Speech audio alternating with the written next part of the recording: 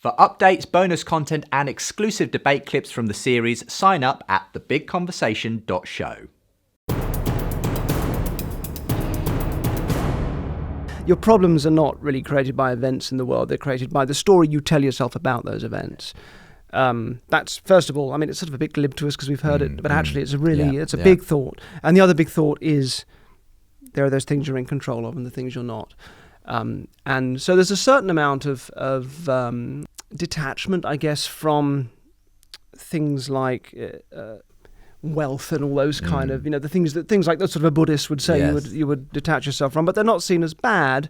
They're sort of seen as sort of indifferent, and they're not bad things to have, but certainly not at the expense of this kind of robust virtue. And even death, ultimately, there's a sort of a Stoic attitude towards death as sort of not seeing it as something to be feared, but as just, well, you won't be here anymore, and that's okay. Yeah, well, too, it was certainly a time when a lot of those things were being discussed, and there were lots of sort of slightly unconvincing arguments as to why we shouldn't fear death, like you're not going to be there when it happens. Well, okay, that's true. Or the idea that, well, you've already been there. You've already been in the sort of abyss of nothingness before you were born, and that was fine, so it'll be fine again.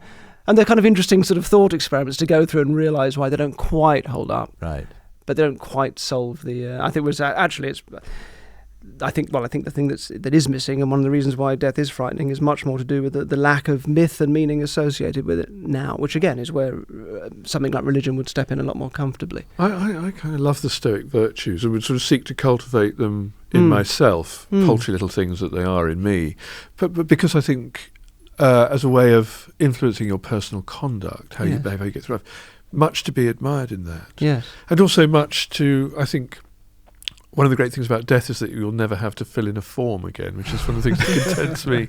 But I think what's different about it, or one of the things that's different about it that strikes me, is that it seeks to realise meaning and value and how we consider ourselves and how we conduct ourselves through reference to our own resources, thought, action.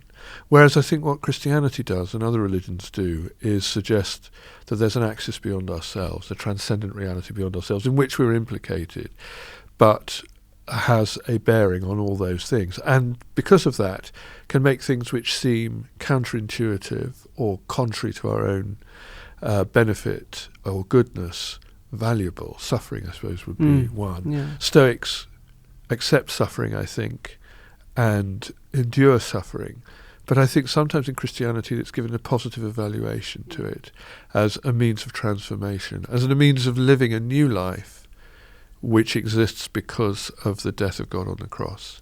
And that's all of a sudden something that's available to us to live in anticipation of that in this life. And I think that changes. That's one of the differences between Athens and Jerusalem.